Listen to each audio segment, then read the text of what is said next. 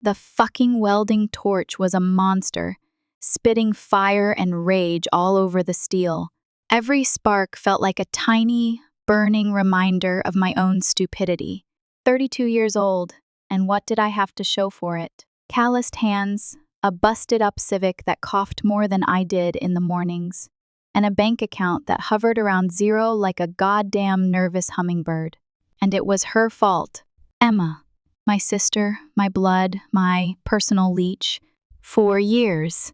4 goddamn years I'd been funneling money into her and Tyler's black hole of debt. $900 a month.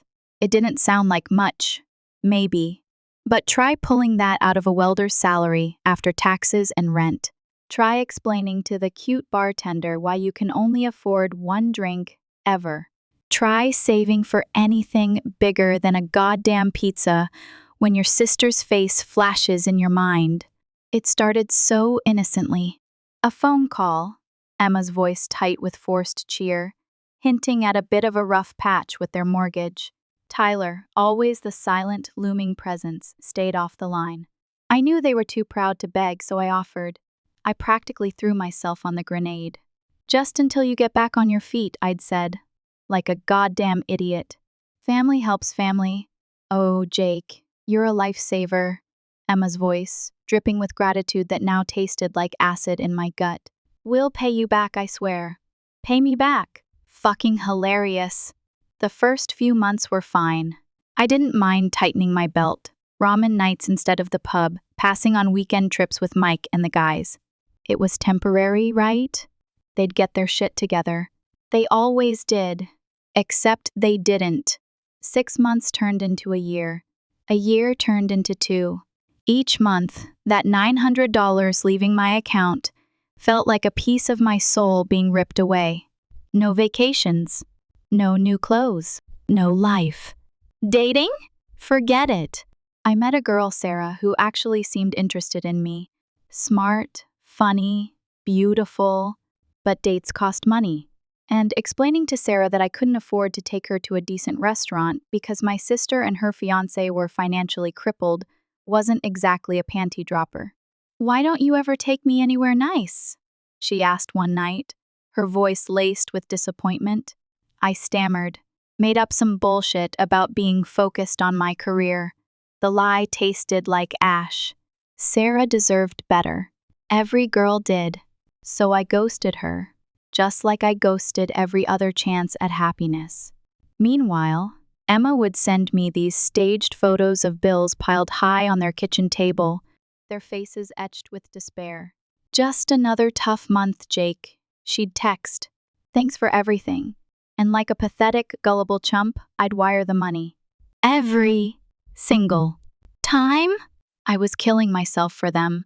10-hour days in that infernal welding shop, the air thick with fumes and the constant threat of burns. My hands were permanently scarred, my back always aching. Every extra hour, every bead of sweat was going straight into their pockets. The rage was building, a slow burn beneath the surface. I could feel it simmering, threatening to boil over. Then came the engagement. The phone rang late one night, jolting me awake. Emma's excited voice filled my ear. "We're getting married, Jake." "Can you believe it?" I blinked, trying to focus. Finally, they were going to say it. Finally, they were going to tell me they didn't need my help anymore. Tyler would step up, take responsibility. This nightmare would be over. But no. "We were wondering if you could help with the wedding costs," she chirped, completely oblivious to the fact that she was twisting a knife in my gut. The world seemed to tilt on its axis. I gripped the phone so hard my knuckles turned white. "Emma," I choked out, my voice hoarse, "I already send you $900 a month. I can't afford anything else." Silence. A long, pregnant silence that screamed louder than any argument. It was like she couldn't comprehend the word no coming from my mouth. "Oh," she finally said, her voice flat, disappointed. Okay." The call ended abruptly. I sat there in the dark, staring at the wall, the reality of my situation crashing down on me. $35,000. That's how much I'd given them. $35,000 that could have been a down payment on a house, a new car, a goddamn vacation. Gone. All gone. I thought about all the sacrifices I'd made, the things I'd missed out on. The memory of Sarah's disappointed face flashed in my mind, and the rage flared hotter than ever. I should have said no a long time ago. I should have cut them off. But I didn't. I was too weak, too fucking nice. A few months later, it was my dad's birthday. A big family gathering at my grandma's house. The usual chaos, kids screaming, relatives arguing about politics, and the endless buffet of food. Emma and Tyler arrived late, looking sickeningly happy. But something was different. They pulled up in a brand new Jeep Cherokee. The goddamn thing still had dealer tags. My blood ran cold. I went outside to grab a soda, and Tyler caught me staring at the car. "Sweet ride, huh?" he said, patting the hood with a smug grin. "Yeah," I said, trying to keep my voice neutral. "When did you get this?" He mumbled something about a special lease deal through his work, then quickly changed the subject. "Bulls." I knew a struggling couple didn't just magically get approved for a new car lease. Then I noticed Emma. She was wearing a fancy watch I'd never seen before. Nothing extravagant, but definitely not the cheap plastic thing she usually wore. My cousin Penny complimented it, and Emma just winked and said, "Lucky find at a pawn shop." Bullshit. Something was seriously wrong. If they were so broke they needed my money every month, how could they afford all this new stuff? It didn't add up. Later that night, I was getting ice from the freezer in the garage when I overheard Tyler talking to my Uncle Rick. They were just around the corner, their voices hushed. "Ground floor investment," Tyler was saying. "Seeing serious returns already." I rounded the corner. Tyler immediately clammed up, switching the conversation to football. Rick looked uncomfortable, like he'd been caught doing something he shouldn't. The pieces started falling into place. The new car, the watch, the hushed conversation about investments. For people who supposedly needed my help to pay their basic bills, they sure seemed to be doing all right. On the drive home, I couldn't shake the feeling that I was being played. I texted Darren, a buddy who worked at a Jeep dealership, and asked him about Cherokee lease prices. His reply made my stomach drop. Even with the best possible deal, they were paying at least $400 a month. Where was that money coming from? But I still tried to give them the benefit of the doubt. Maybe they got a raise. Maybe Tyler won the lottery. Maybe pigs could fly. A week later, Emma texted me asking if I could send the next month's money early. "Surprise expense," she said. I sent it. I was such a goddamn sucker. Then, a few days later, I was scrolling through Instagram and saw Emma's post. Pictures from a weekend trip to Nashville. Fancy hotel room, expensive restaurants, tickets to some country music show. I sat there, staring at my phone, feeling like the biggest idiot on the planet. Here I was, eating ramen in my crummy apartment, while they were living it up in Nashville with my money. The rage finally reached boiling point. I started paying closer attention. Little things I'd ignored before suddenly became glaringly obvious. The way they'd change the subject whenever money came up around me. The way Tyler would smirk sometimes when I'd mention being tight on cash. I was being used. I was being mocked. One Thursday night, I was having coffee with Carson, a guy who worked at the same construction company as Tyler. Just making small talk, I asked how the company was doing. "Hell yeah," Carson said, taking a swig of his beer. "They just gave everyone bonuses after that big hospital contract came through.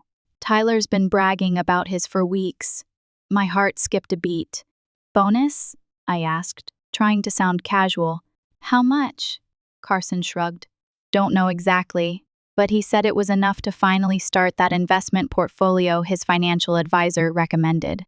Kept showing everyone some app on his phone with stocks and shit. Financial advisor. Investment portfolio. While I was sending them $900 SOF, my hard-earned cash every month, while I was working overtime and eating like a broke college student. "When did he get this bonus?" I asked, my voice tight. "I don't know," Carson said. Like 4 months ago? Maybe 5? Everyone in the crew got one. 5 months. 5 months of still taking my money while sitting on a bonus. 5 months of me sweating my ass off for extra shifts while they were meeting with financial advisors. The rage was almost unbearable. The next day, I called my grandma and asked if I could come over to help her with some yard work. I needed to talk to someone, and she always had a way of seeing through bullshit. While we were pulling weeds, I casually brought up Emma and Tyler's finances. Grandma got real quiet. Then she stood up, dusted off her hands, and said, "Come inside, Jake. There's something you should know." We sat at her kitchen table, and she looked me straight in the eye. "They've been lying to you, sweetheart," she said, her voice firm. "And not just little white lies." According to Grandma, Emma and Tyler had been bragging to the whole family about this amazing investment opportunity they'd gotten into about 2 years back. Some kind of real estate development deal that was bringing in serious money every quarter. And here was the kicker, it was originally meant for me. "Your Uncle Pete told Tyler about it first," Grandma explained. "But Tyler convinced him that you wouldn't be interested because you were bad with money and wouldn't understand the opportunity. Then they used the cash you've been sending them to buy in themselves." I just sat there numb. 2 years. They'd been making money off an investment meant for me, while I'd been sending them my hard-earned cash the whole time. "There's more," Grandma continued, her voice getting angrier. "I'd never seen her like this before. They laugh at you, Jake. Call you their personal ATM. Say you're too dumb to ever figure it out. Emma even told your cousin Penny that as long as they acted broke, you'd keep sending the money." The blood drained from my face. My own sister had been stealing from me, lying to me, and laughing at me behind my back for years. "Why didn't anyone tell me?" I asked, my voice barely above a whisper. Grandma sighed. "We thought you knew. Emma told everyone you were just helping them out while they got their investment going. It wasn't until last month, when she was bragging about how you were still sending them money, that I realized you had no idea." I went home that night and dug out all my bank statements from the past 4 years. The numbers swam before my eyes. $34,500. That's how much I'd sent them. $34,500 stat could have been in my investment account. That could have been a down payment on my house. That could have gotten me out of my crummy apartment with the neighbors who fought at 3:00 a.m. I spent the next few days digging deeper. I found out from another buddy that Tyler had quit his construction job months ago and was now managing their investments full-time. Meanwhile, Emma was still at her reception job at the office, but was constantly taking days off for shopping trips with the girls. And the whole time, I was busting my ass at the welding shop, working overtime just to make ends meet and still send them money. Do you have any idea how hot it gets in a welding shop in the middle of summer with broken AC? Hot enough that you lose 5 pounds in sweat every shift. That's the kind of work I was doing to fund their lifestyle. The rage had finally solidified into something cold and hard. It wasn't just anger anymore. It was a burning desire for justice. Or maybe revenge. I decided I wasn't going to explode or make a big scene. I was going to handle this like an adult. So I waited. Like clockwork, on the 1st of the month, Emma called for the money. "Hey, Jake," she said. All casual, like we just talked yesterday. "Just checking in? How's work going? Things still crazy at the shop?" "It's fine," I said, keeping my voice neutral. Same old, same old." "That's good," she said, not really interested. Then came the real reason for her call. "Oh, can you send this month's money a bit early? We're thinking of redoing the kitchen backsplash before the wedding." I almost laughed. "Kitchen backsplash? Really?" I took a deep breath. "Yeah, about that," I said. "I'm actually having some money problems myself. I won't be able to send anything this month." The silence on the other end was deafening. "Wait," she said, her voice tight. "You mean just this month, right? You're still helping us after that?" "I don't know, Emma," I said. "I've been covering your bills for 4 years. I think it's time I focused on myself for a change. Maybe used my money for my own investments. I emphasized that last part, waiting to see if she'd pick up on it. The silence stretched even longer. When she finally spoke, her voice had an edge to it. "What's that supposed to mean?" "It means I know about the real estate deal that was meant for me," I said. "The one you and Tyler have been making money from while still taking my cash." Another long silence. She didn't even try to deny it. "Jake, it's not what you think." "No?" I cut her off. "So, you're not making money off an investment that Uncle Pete originally told Tyler about for me? You haven't been lying to me for years while laughing at me behind my back? Who told you that?" Her voice was angry now. "Does it matter? It's true, isn't it?" She didn't answer. I took a deep breath. "I'm done, Emma," I said. "No more money, ever. You and Tyler can live off your amazing investments from now on." I hung up before she could respond. My hands were shaking, but man, it felt good. Like I'd been carrying around a 100-pound weight for 4 years, and finally put it down. Emma called me back immediately. I didn't pick up. She called again and again and again. I turned my phone off. When I turned it back on the next morning, I had 17 missed calls from Emma, 8 from Tyler, and about 30 text messages ranging from, "We need to talk," to, "You're making a huge mistake," to, "I can't believe you do this to family." I blocked them all. And honestly, I felt free. I celebrated that night by ordering a pizza. A whole pizza just for me, with all the toppings I wanted. It was the first time in years I'd spent money on something just because I wanted it, not because it was the cheapest option. 2 days later, Tyler showed up at my apartment. I didn't let him in, just talked to him through the chain door. "Jake, man, this is all a big misunderstanding," he started, trying to sound friendly. "We did that investment thing, but it wasn't really meant for you specifically. Pete just mentioned it to a bunch of people." "Really?" I said, my voice dripping with sarcasm. "And I guess you weren't laughing at me behind my back either?" Tyler's face fell. "Look, people say stupid stuff sometimes when they're drinking. It didn't mean anything." "Get out of here, Tyler," I said, starting to close the door. "I'm done being your ATM." He put his foot in the door. "Jake, you don't understand. We need that money. The investment. It's not doing so well right now. We're kind of counting on your help." I stared at him in disbelief. "Are you serious? You're still trying to get money out of me after everything I now know?" "It's just temporary," he insisted. "Once the market bounces back." I pushed the door hard, forcing his foot out. "Guess you should have saved some of my money instead of buying new cars and watches." "Not my problem anymore." I slammed the door in his face and locked it. Through the door, I could hear him cursing. "You're making a big mistake, Jake. We're family." Yeah, they sure as hell hadn't treated me like family. That night, I opened up a savings account and deposited the $900 I would have sent to Emma. First deposit of many, I told myself. First step toward building my future instead of bankrolling theirs. A week after cutting them off, I got a call from Uncle Pete. This was weird. We weren't particularly close. He's my dad's younger brother and always seemed more interested in his business deals than family stuff. "Got a minute?" he asked. "I need to talk to you about something important." We met at a local diner near my place. Pete looked uncomfortable as he slid into the booth across from me. "So, I heard what happened with Emma and Tyler," he started, stirring his coffee even though he hadn't put anything in it.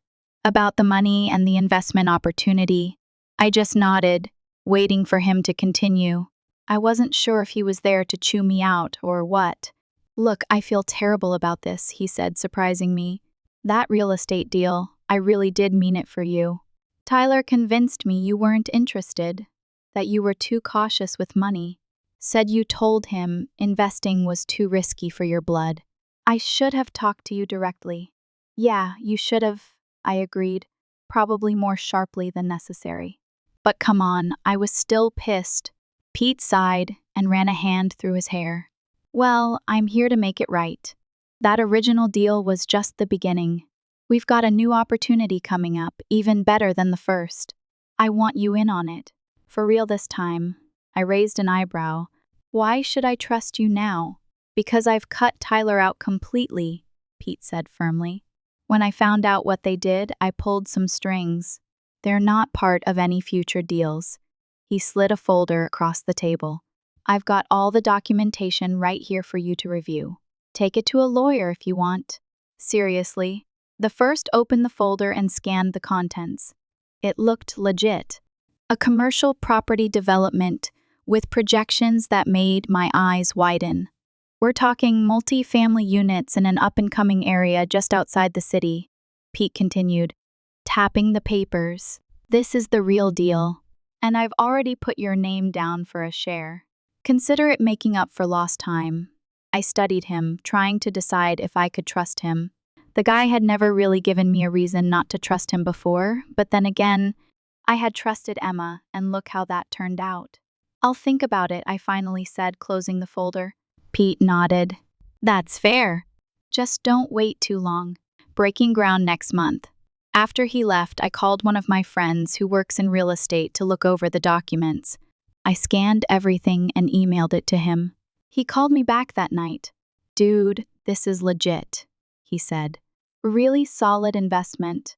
The area is blowing up right now, and these projections might actually be conservative. If I had the cash, I'd get in on this myself. The next day, I made my decision. I called Pete and told him I was in. I cashed out the small $400 wunk from my old job, only about $7,000 because I hadn't been able to contribute much while supporting Emma, and put down every cent.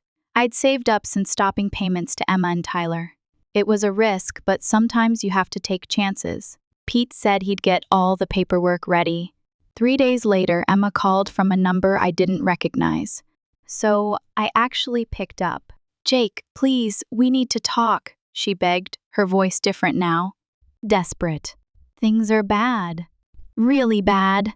The investment went south. We're behind on the mortgage, and the wedding venue is threatening to cancel if we don't make a payment by Friday. That sounds rough, I said, not offering any help. Jake, please, her voice cracked. I know we messed up. I know we hurt you. But we're truly desperate here. Could you just help us one more time? Just to get back on our feet? I laughed. You mean, like how I helped you for 4 years while you were stealing investment opportunities from me and laughing about it behind my back? We're family, she whispered. Funny how you only remember that when you need something, I replied. Good luck with your problems, Emma. I've got my own investments to worry about now.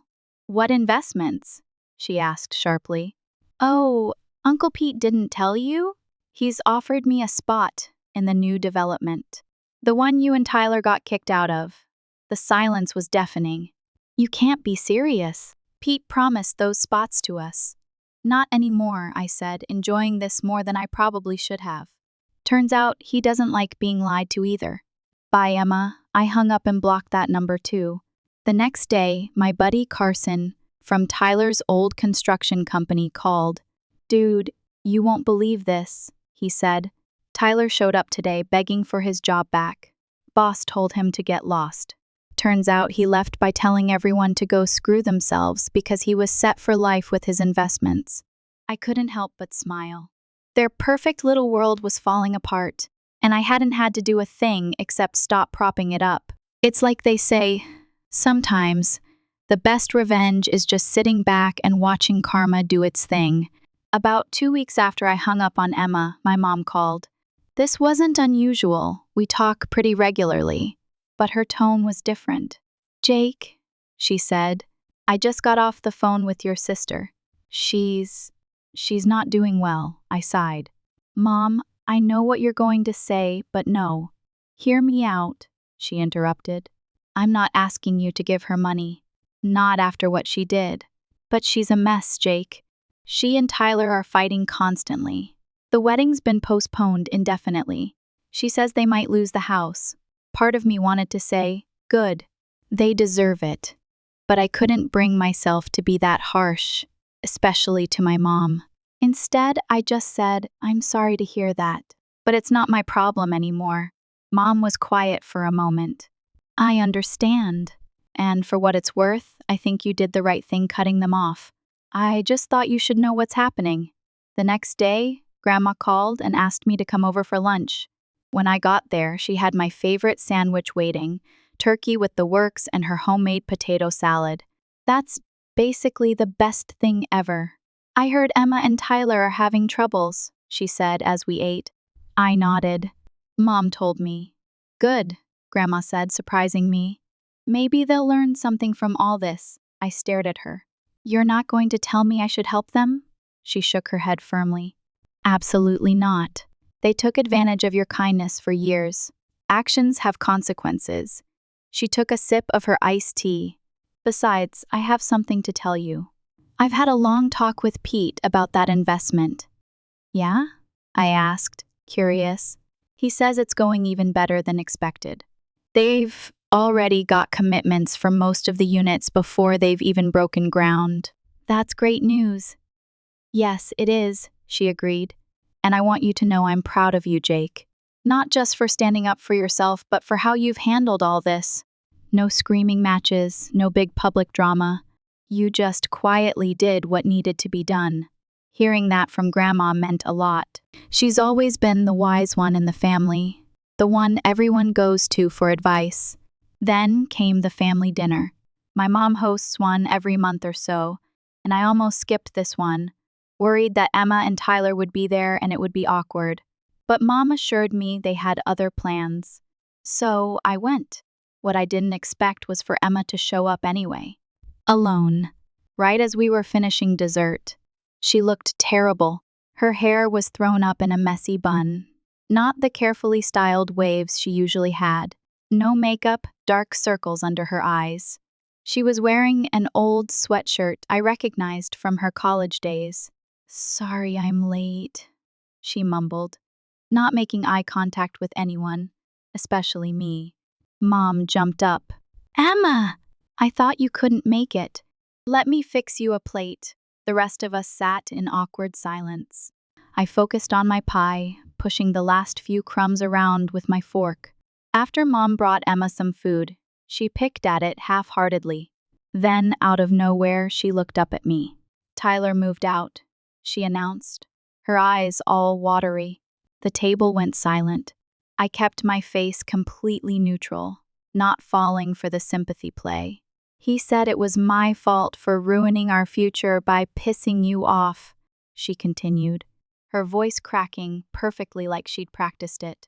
Said if I hadn't been so greedy, we'd still have your money coming in every month.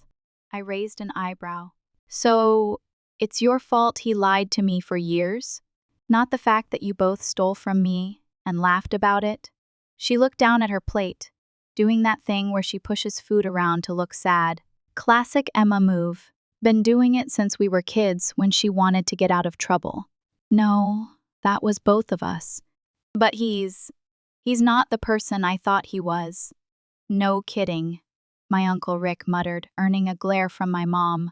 Anyway, Emma continued with a little sniff. I just wanted you to know that I'm sorry. Really sorry. What we did was wrong. And I don't expect you to forgive me or help me or anything. I just needed to say it. She just needed to say it. Not because she needed a place to stay or money or anything. Sure. The manipulation was obvious. The timing of the apology right after Tyler left. The tears that appeared on command. The way she kept glancing at Mom to make sure she was watching this whole performance. Thanks for saying that, I finally replied, keeping my voice flat. I appreciate the sentiment. The rest of the dinner was tense. Emma left early, saying she had an early shift the next day. Translation: her guilt trip didn't work, so she was cutting her losses. After she was gone, my mom turned to me. She's moving back home next week, Mom said, just until she can figure things out. They're selling the house too. Far underwater on the mortgage, apparently. Of course, she was moving home. The free ride was over, and she needed a new host. At home, I checked my email and saw a message from Pete with an update on the investment. Things were moving even faster than expected. They had secured all the permits and were starting construction 2 weeks ahead of schedule. The projected return was now even higher than originally estimated. Everything was going right for me. Finally, 6 months later, my life had changed completely. Pete's real estate deal turned out to be even better than expected. We sold the development pre-construction for nearly double the projected profit.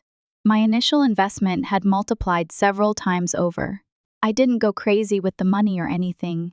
No Ferraris in the driveway. But I did put a down payment on a small house closer to work. Nothing fancy, just a 2-bedroom with a decent yard.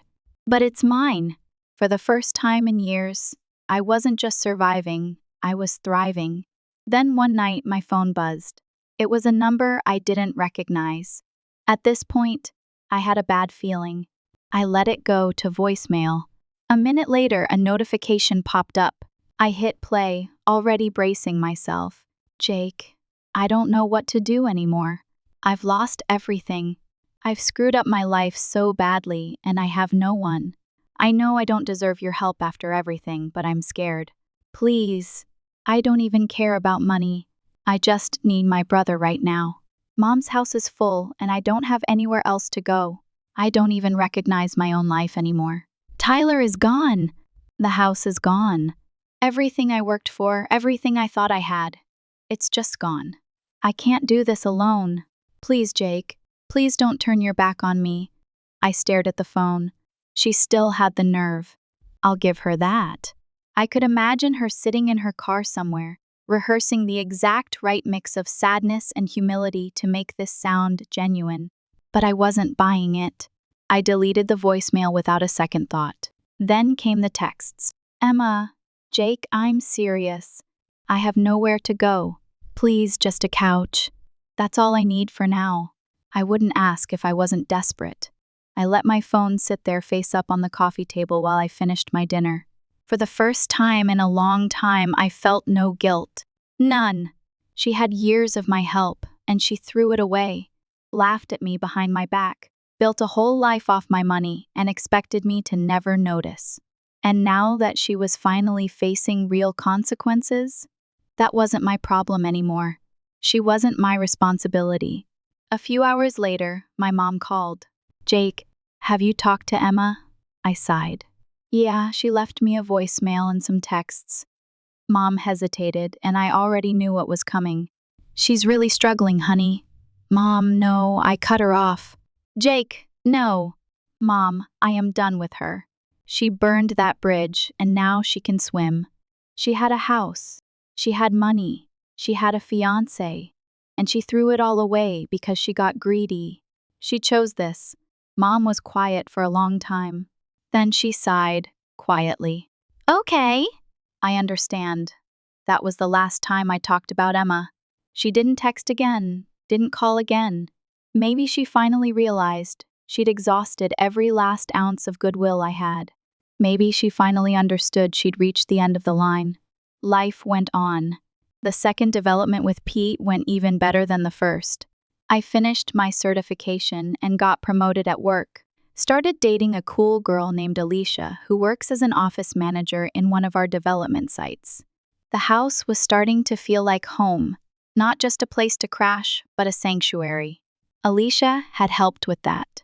Her touch was everywhere, a splash of color on the walls, a cozy throw on the sofa, the scent of lavender that always seemed to hang in the air.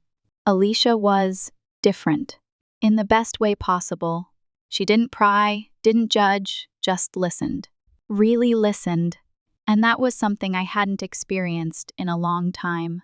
One evening, we were sitting on the porch, watching the sunset paint the sky in shades of orange and purple. I found myself telling her about Emma, about the years of deceit, the financial strain, the feeling of being used. I'd never really talked about it with anyone, not even Mike. It felt too raw, too shameful. As I spoke, Alicia didn't interrupt, didn't offer platitudes. She just held my hand, her touch warm and grounding. When I finally finished, a wave of exhaustion washed over me. That must have been incredibly painful, she said softly, her eyes filled with empathy. I nodded, unable to speak. It's okay to be angry, she continued. It's okay to feel betrayed. What they did was wrong, Jake. You didn't deserve that." Her words were like a balm to my wounded soul. For the first time, I allowed myself to truly feel the depth of my anger, my resentment, and with it came a strange sense of liberation. I don't understand how someone could do that to their own brother," I said, my voice cracking. Alicia squeezed my hand. "Sometimes people are driven by things we can't comprehend. Greed, insecurity, a desperate need for validation. It doesn't excuse their actions, but it might help you understand them." Her words were wise, insightful. It wasn't about forgiving Emma, but about understanding the motivations behind her actions. And in understanding, I could finally begin to let go. Over the next few weeks, I started to open up more. I shared my fears, my insecurities, my dreams. Alicia listened patiently, offering encouragement and support. She helped me see that I was worthy of love, of happiness, of success. She also encouraged me to pursue my own passions. I'd always loved woodworking, but I'd never had the time or money to invest in it. Alicia convinced me to take a class at the local community center. The moment I picked up a piece of wood and felt the familiar grain beneath my fingers, I knew I was home. Woodworking was more than just a hobby, it was therapy. It allowed me to channel my energy, my creativity, my emotions into something tangible, something beautiful. I started building small pieces, a coffee table, a bookshelf, a rocking chair for Alicia's niece. Each piece was a testament to my healing, a symbol of my newfound strength. Alicia, meanwhile, was making progress in her own career. She was a natural leader, with a knack for organization and a talent for building relationships. Pete had noticed her potential and had started giving her more responsibility. One evening, she came home beaming. "I got promoted," she exclaimed, throwing her arms around me. "Pete offered me a position as project manager. I'll be overseeing the construction of our next development." I was thrilled for her. "That's amazing, babe," I said, kissing her. "You deserve it." But a tiny voice of unease whispered in the back of my mind. Working so closely with Pete, in the same world where Emma and Tyler had wreaked havoc, it made me nervous. I pushed the thought away. Alicia was strong, capable. She could handle anything. A year passed. The house felt more like a home than ever. My woodworking business was thriving, and I was making a decent living doing what I loved. Alicia was excelling in her new role, and we were planning a trip to Italy for our anniversary. Everything seemed perfect, almost too perfect. Then, one afternoon, I received a package in the mail. It was a small, unmarked box. I opened it cautiously. Inside was a single, faded photograph. It was a picture of Emma and me, taken when we were kids. We were at the beach, building a sandcastle. Emma was smiling, her eyes sparkling with joy. A wave of conflicting emotions washed over me.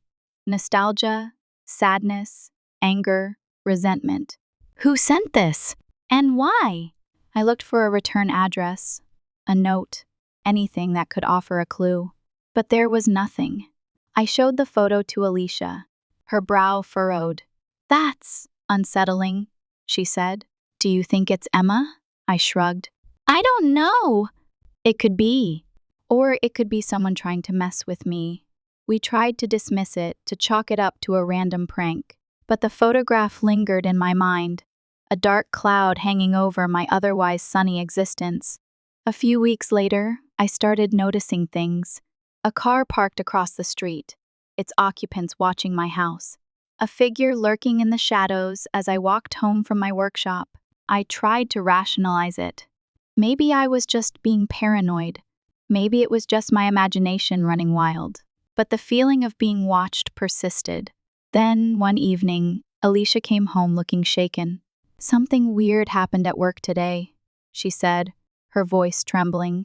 "I was going through some old files, and I found something with Emma's name on it." My heart skipped a beat. What was it? It was an application for a job with the company. She applied for a position as a receptionist, about 6 months ago. I felt a chill run down my spine. Emma, working for Pete in the same office as Alicia? It was too much of a coincidence. Did she get the job? I asked, my voice barely above a whisper. Alicia shook her head. No. Pete rejected her application. He said he didn't want to create any unnecessary drama. But the fact that she had even applied, it was unnerving. What was she planning? What was she up to? I couldn't shake the feeling that Emma was back in my life, lurking in the shadows, waiting for the right moment to strike. The paranoia was eating me alive. I couldn't sleep, couldn't eat, couldn't focus on anything. I was constantly on edge, expecting Emma to appear at any moment. I decided I couldn't live like this anymore. I needed to confront her. I needed to know what she wanted. I tracked down her phone number through a mutual acquaintance. My hands were shaking as I dialed the number. She answered on the third ring. Hello, Emma, it's Jake, I said, my voice cold. There was a long silence. Jake, what do you want? I want you to stop, I said. Stop sending me creepy photos. Stop lurking around my house. Stop trying to get into Alicia's workplace. Just leave me alone. I don't know what you're talking about, she said, her voice trembling. Don't lie to me, Emma, I said, my anger rising. I know it's you. I know you're behind all this, she sighed.